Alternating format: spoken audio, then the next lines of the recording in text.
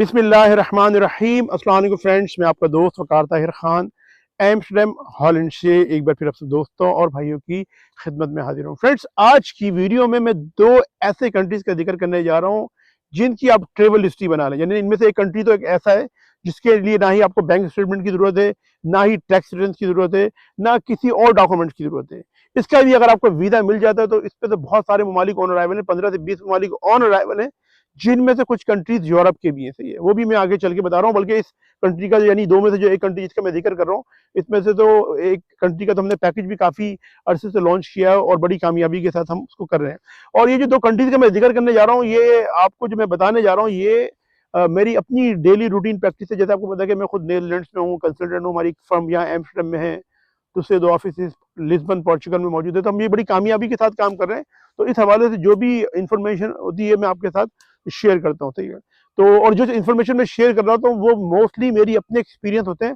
तो जो भी चीज़ें मैं आपके साथ शेयर करता हूँ वो मेरे अपने एक्सपीरियंसेस आपके साथ शेयर कर रहा हूँ वीज़ा और इमिग्रेशन के हवाले से। सही है, तो फ्रेंड इस वक्त मैं अपने मोहल्ले में हूँ, मौसम बहुत अच्छा है। ये आपको मेरे पीछे कुछ फूल नज़र आ रहे हैं, ये फूल है मेरे पीछे यहाँ पे, और ये मेरा एरिया जहाँ पे मैं रहता हूँ। आपको यार काफ़ी सारे घर नज़र आ रहे हैं और जहाँ पे मैं एम्स्टर्डम में रहता हूँ। इसके अलावा ये जैसे हॉलैंड के बारे में आपको पता है कि हॉलैंड जो है वो मशहूर है फूलों का ये कंट्री है, और दुनिया का जो सबसे बड़ा फूलों का जो बाग है वो भी नीदरलैंड्स के अंदर ही है, जिसे क्वेकनहफ कहते हैं। तो आज मौसम अच्छा था और मैंने सोचा चलो एक घर से बाहर निकल के वीडियो बनाते, जुम्मे का दिन है तो मैंने चलो एक बाहर चल के वीडियो बनाते हैं, मौसम को भी थोड़ा एंजॉय करते हैं और आपके साथ इन्फॉर्मेशन भी शेयर करता हूँ। इसके साथ साथ फ्रेंड्स एक चीज़ मैं और बता दूँ कि जैसे कि आपको पता है कि हमारा एक ऑफिस नीदरलैंड्स में मौजूद है और हम लोग authorise legal licence holder consultant हैं, और दूसरे हमारे दो ऑफिस लिस्बन पुर्तगाल के अंदर मौजूद हैं। तो बहुत से लोगों को सर्विसेज चाहिए नीदरलैंड्स के हवाले से। किसी ने अपनी फैमिली को स्पॉन्सर करना है, किसी ने विजिट वीज़े पे आना है, किसी ने विजिट वीज़े पे आना है, किसी को वीज़ा रिजेक्ट हो गया अपील करवानी है, तो उस सिलसिले में हम सर्विसेज प्रोवाइड कर सकते हैं और उस सिलसिले में आप रब्ता कर सकते हैं। अभी नंबर जो है अपना नंबर वो आगे चल के मैं आपको इसी वीडियो में शेयर करूंगा, फिर आप रब्ता भी कर सकते हैं। सही है, इसके अलावा मेरे बहुत से भाई जो पुर्तगाल में मौजूद हैं, उनको अगर कोई सर्विसेज चाहिए तो वो रब्ता कर सकते हैं। वहाँ पे जो हम बड़ी कामयाबी के साथ आर्टिकल 92 प्रोसीड कर रहे हैं और हर वीकली हमारे काफ़ी लोगों के कार्ड बनकर आते हैं। क्योंकि मैं पुर्तगाल में नहीं होता तो दिखा नहीं पाता, लेकिन मैंने ऑफिस से बोलेंगे वो भी आएंगे तो मैं आपको इंशाल्लाह दिखाऊंगा। और बहुत से लोगों के जो कार्ड थे वो भी हमने रिन्यू करवा दिए, जिनको आर्टिकल 92 पे हमने कार्ड दिलवाए थे वो भी हमने रिन्यू करवा दिए। 2-2 साल के कार्ड उनको मिल जाएंगे। सही है, तो उस हवाले से भी अगर आपको सर्विसेज चाहिए तो आप रब्ता कर सकते हैं। बहुत से लोग नीदरलैंड्स में मौजूद है, बहुत से लोग जर्मनी में मौजूद है, जिनको अपने बीवी बच्चों को बुलवाने में मुश्किलात दरपेश हो रही हैं। तो उनके लिए भी अगर वो चाह रहे हैं कि वो अपनी बीवी बच्चों को बुलवाना चाहते हैं तो उसके लिए आसान सा तरीकाकार ये कि पुर्तगाल में वो ईजीली अपने बीवी बच्चों को बुलवा सकते हैं। जैसे नीदरलैंड में बहुत से लोग हैं, उनको अपनी बीवियों को बुलवाने के लिए लैंग्वेज कोर्स करवाना पड़ता है। तो बहुत से लोग पाकिस्तान में उनकी फैमिलीज नहीं कर पाती, तो उनको फिर हम पुर्तगाल में बुलवा के वहाँ पे फैमिली वीज़े पे, स्पॉस वीज़े पे, और फिर उसको यहाँ पे शिफ्ट करवा देते हैं। ठीक है, तो उस हवाले से सर्विसेज चाहिए, आगे मैं नंबर दूंगा इसी वीडियो के एंड पे, तो फिर रब्ता कर लीजिएगा। अच्छा फ्रेंड, चलते हैं आगे अपनी वीडियो की तरफ। जो दो कंट्रीज का मैंने जिक्र करने जा रहा हूँ, इनमें से जो पहला कंट्री है, इसके लिए अगर आपके पास एक सिंपल सा बैंक स्टेटमेंट है जिसमें आपके पास 10 से 12 लाख रुपए मौजूद हैं, और आपके पास जो है वो एक अच्छा था, यानी कि एक नॉर्मल एवरेज कैटेगरी के अगर टैक्स रिटर्न मौजूद है, एनटीए नंबर वगैरह मौजूद है आपके पास, तो और ट्रेवल हिस्ट्री नहीं है तो वो भी प्रॉब्लम नहीं, अप्लाई कर सकते हैं। वो जापान। अब बोलेंगे बाकर भाई अब तो जापान के इस तरह बता रहे हैं तो जापान नहीं हो गया, ईरान या उज़्बेकिस्तान ताजिकिस्तान हो गया। सही है, लेकिन फ्रेंड ये मैं जो बता रहा हूँ या बता रहा हूँ कि जापान भी बहुत, उनकी वीज़ा रेशो बहुत अच्छी है। डॉक्यूमेंटेशन अगर आपके अच्छे हैं, अच्छे तरीके से आपने प्रोफेशनली अपना केस प्रोसीड किया है, यानी कि किसी 15-20 हज़ार रुपये वाले के पास जाके आपने फॉर्म भरवा के जमा करवा दी, वो तो डेफिनेट नहीं लगेगा। केस अपने खुद तैयार किया है, किसी प्रोफेशनल कंसल्टेंट से या लॉयर की तरफ आपने केस तैयार किया, तो फिर आपको जापान भी वीज़ा दे देता है।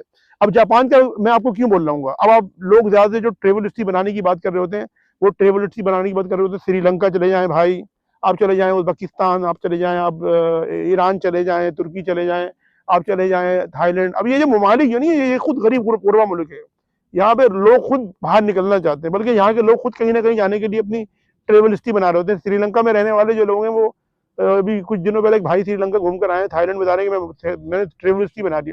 और भाई श्रीलंका में तो वैसे ही बेचारे गुर्बत भूख है वहाँ पे, थाईलैंड में भी यही हाल है वहाँ पे। सही है, वहाँ पे तो सेक्स इंडस्ट्री बहुत बड़ी, थाईलैंड में लोग अयाशी करने के लिए जाते हैं, वहाँ कुछ भी नहीं है। ट्रेवल हिस्ट्री बनानी है और इतने आपके 5-6 लाख रुपए लग जाएंगे इन्हीं आने जाने में, तो इससे अच्छा ट्रेवल हिस्ट्री बनानी है, जापान का वीजा लें और जापान जाएं। वापसी आते में 1-2 दिन हांगकांग में स्टे लगाना, वो भी ई वीजा मिल जाता है आपको। जापान जाएं, वहाँ पे 1 हफ्ता रहें, 4-5 दिन रहें, खर्चा वही आपको 6-7 लाख आएगा। तो थाईलैंड मलेशिया जा रहे हैं आप इधर उधर, इन चक्कर में मत पड़े। ये जमाना चला गया, ये पुराने जमाने से लोग जाते थे।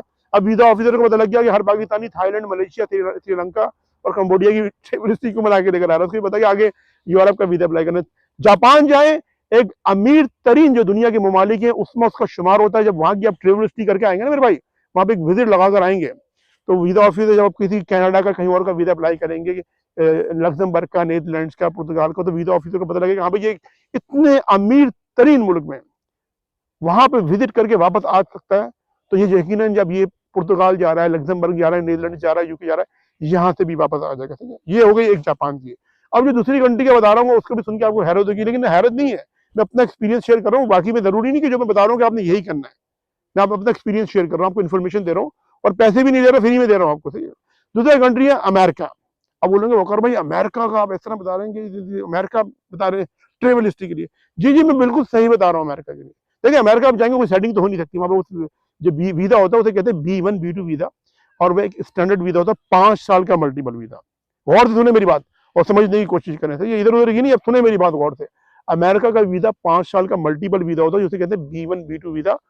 उस पर आप अमेरिका जाते हैं, 6 महीने वहां रहते हैं और 6 महीने आप एग्जिट करते हैं, फिर दोबारा अमेरिका में जाएंगे, फिर 6 महीने की एंट्री मिल जाएगी। ठीक है, लेकिन उस वीजे पे आप वहां पे कोई जॉब नहीं कर सकते, कोई सेटिंग नहीं कर सकते, और जो सेटिंग करने के तरीका है वो हर बंदे की रेंज में भी नहीं है। सही है, इस तरीके से अमेरिका के आप गए, एक विजिट करके आएगा, टिकट लग गया आपका, तकरीबन 8-10 लाख रुपए खर्चा हो गया, लेकिन आपकी अच्छी ट्रेवल हिस्ट्री बन गई। अब आप अमेरिका का विजिट करके आए तो उसे अमेरिका का जो वीजा है, अब ये बड़ी गौर से सुने आप, अमेरिका के वीजे पे बहुत सारे ममालिक ऑन अराइवल है। अमेरिका के वीजे पे मैक्सिको ऑन अराइवल है, अमेरिका के वीजे पे कोस्टा रिका ऑन अराइवल है, अमेरिका के वीजे पे south America, south eastern Europe जो है इसके बहुत सारे ममालिक ऑन अराइवल है, जैसे सर्बिया है, बोस्निया है, मोंटेनेग्रो है, नॉर्थ मैसेडोनिया है, अल्बानिया है, जॉर्जिया है, और बहुत सारे ममालिक ऑन अराइवल अमेरिका के वीजे पे। अगर अमेरिका का वीजा कहीं नहीं गए, लेकिन आप इन कंट्री में भी आप जा सकते हैं। सही है, ये आप जा सकते हैं, इधर भी कुछ ना कुछ सेटिंग बन सकती है आपकी इजीली। सर्बिया में, मोंटेनेग्रो में, जैसे मैं आपको मैं जा भी चुका हूँ, मैंने पैकेजेस भी लॉन्च किए इस हवाले से।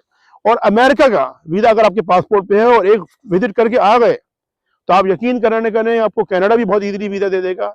जरूर नहीं गारंटी से वीजा दे देगा आपको, चांसेस बहुत बढ़ जाते हैं, 90% चांसेस हो जाते हैं। फिर आपको शेंगन स्टेट के जितने भी कंट्री थे वो भी दे देंगे। जिस पासपोर्ट में अमेरिका का वीजा लगाता है मेरे भाई, उसकी वर्थ बहुत बढ़ चुकी होती है। लोग देखते हैं यार अमेरिका जैसे मुल्क का वीजा लगा हुआ, अमेरिका मतलब 5 साल का मल्टीपल, और बंदा अमेरिका जाके आ भी चुका है। उसके बाद फिर आप किसी भी मुल्क का वीजा अप्लाई करेंगे ना, अमेरिका और जापान का, तो नीदरलैंड का वीजा अप्लाई करेंगे, वीजा ऑफिस देखे अरे ये बंदा अमेरिका जाके वापस आ गया है या जापान वापस आ गया, ये यकीनन नीदरलैंड भी घूमने के लिए जा रहे हैं, क्योंकि अमेरिका भी विजिट पे गया था, जापान भी गया था, तो वीजा दे देंगे आपको। सही है, इसी तरीके से पुर्तगाल का वीजा अप्लाई करेंगे, लग्जमबर्ग का, यूके का, ऑस्ट्रेलिया का, न्यूजीलैंड का वीजा मिल जाएगा। तो ये जो आप जो बेवकूफाना की हरकतें कर रहे हैं, ट्रेवल लिस्टियां बना रहे हैं थाईलैंड मलेशिया, वो लोग ग्रुप पैकेजेस बेच रहे हैं, यहाँ चले हमारे साथ चले, और भाई वहां जाना है, वैसे आपको पैसे हैं घूमने फिरने के लिए। वो तो मैंने एक वीडियो बनाई थी, उसका लिंक मैं वीडियो के डिस्क्रिप्शन में दे दूंगा।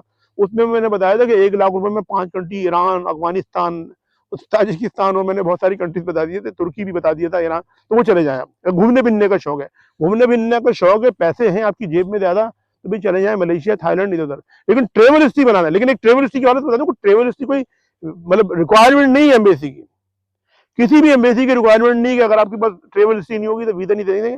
लेकिन अगर ट्रेवल हिस्ट्री बनानी है मेरे भाई हो, तो किसी ढंग की कंट्री की बनाइए, ये श्रीलंका और ये अंगले कंगले मुल्क की नहीं बनाइए। तुर्की भी कंगला मुल्क है, ये भी बता दो। तुर्की के लोगों के जो पासपोर्ट नहीं है, उनको तो खुद शेंगन स्टेट जाने के लिए वीजा चाहिए। तो मेरे सैकड़ों क्लाइंट जो है वो तुर्की में मौजूद है, जो तुर्की का पासपोर्ट लेकर बैठे हुए, 3-3 पहले 2.5 लाख की इन्वेस्टमेंट कर दी, अब 4 लाख पे प्रॉपर्टियां ले रहे हैं।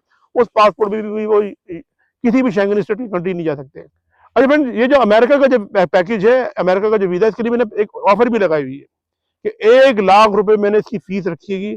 इसमें वीजे की फीस भी शामिल है, और आपको हम पूरी इंटरव्यू की तैयारी भी करवाएंगे, DS-160 फॉर्म भी करवाएंगे। इसके लिए आपको कोई भी ये इंटरव्यू बेस्ड वीजा होता है, इसमें 2 से 3 मिनट का इंटरव्यू होता है। वीजा ऑफिसर आपसे कुछ सवाल जवाब पूछेगा, उसके बाद आपको वो वीजा दे देगा। जरूरी नहीं कि दे देगा, लेकिन चांसेस होते देने के। सही है, तो अमेरिका का ये जो ऑफर लगाई है, वो 1 लाख रुपए की ऑफर लगाई है अमेरिका की हमने।